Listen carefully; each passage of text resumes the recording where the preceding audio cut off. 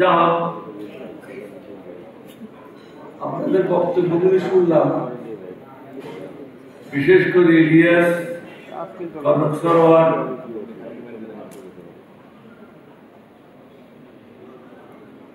সবার বক্তব্যগুলি শুনলাম, পিনাকি ভট্টাচার্যের কথাগুলি শুনলাম, কিন্তু আপনাদের কথা এবং কাজের মধ্যে কোনো সামঞ্জস্য দেখতেছি না।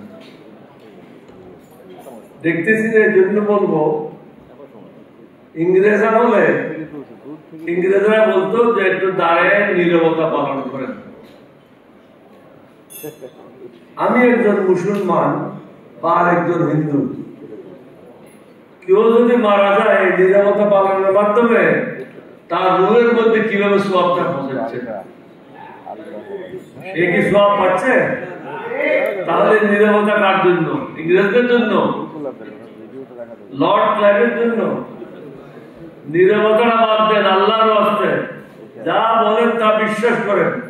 মঞ্চে উঠে মিথ্যা কথা বলি, জনসমক্ষে মিথ্যা কথা বলি, কিন্তু বাস্তবে করি অন্য কাজ। এখন থেকে দোয়া পাঠ করেন, যারা ইন্তেকাল করেছেন, শহীদ হয়েছেন, তাদের জন্য দোয়া করেন, সেটাই পৌঁছবে। এটা যদি বিসমিল্লাহ করেন, এটা কিয়ামত পর্যন্ত এটা সব বিতরণ হতে থাকবে, কিন্তু দাঁড়ায় থাকলে কোনো কাজ হবে না।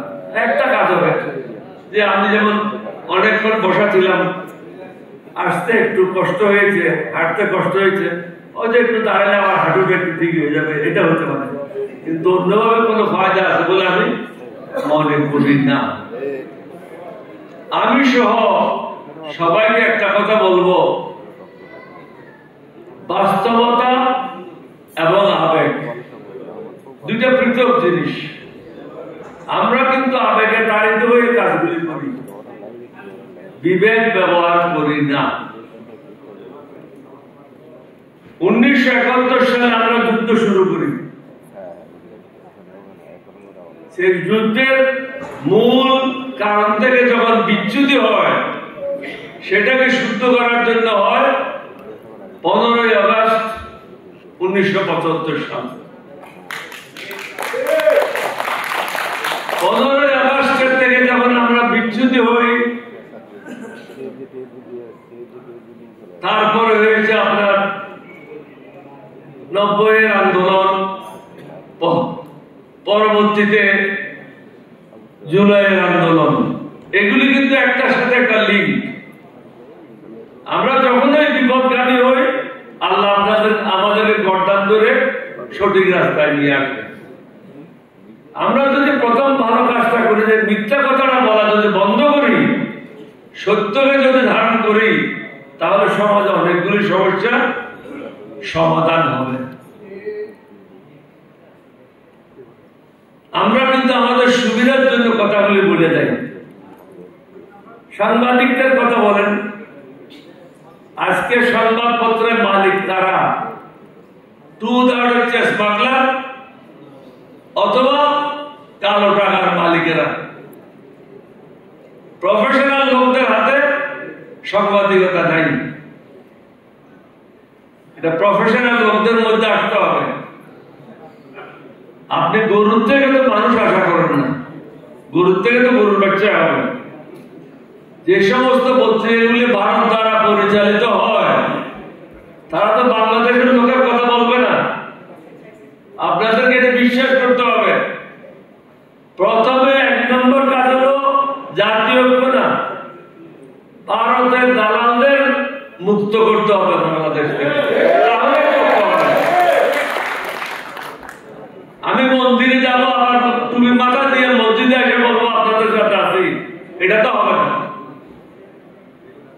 মোদির সাথে দেখা করবো, ভারতের মন্ত্রীদের সাথে দেখা করবো, তাদের সাথে কথা বলবো, আর বলবো যে না আমি ভালো মুসলমান।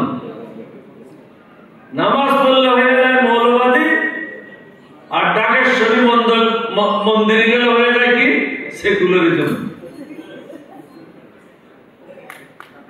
মুসলমান হলেই মুশকিল ভাই। আমরা তো কোনো হিন্দুকে ঘৃণা করি না, কোনো বৌদ্ধকে ঘৃণা করি না, কোনো ধর্মের লোককে ঘৃণা করি না, এটা আল্লাহর নিষেধ। তুমি যার যার পথে সে চলো। আল্লাহ বলে দিয়েছে এদিকে গেলে ঢাকা যেতে পারবা, এদিকে গেলে বরিশাল যেতে পারবা। এখন তুমি যেদিকে যাও যাও, ছেড়ে দিয়েছি দুনিয়াতে তোমাকে। যখন আমার কাছে ফিরে আসবে তখন গর্দান ধরবো, সঠিক রাস্তায় যাও নাই কেন। আমরা কিন্তু টাকার পিছনে দৌড়াচ্ছি। আমরা আগে কি ছিলাম, এখন কি আছি, এটা জনগণ জানে। জনগণকে ধোঁকা দেওয়ার কোন সুযোগ নাই।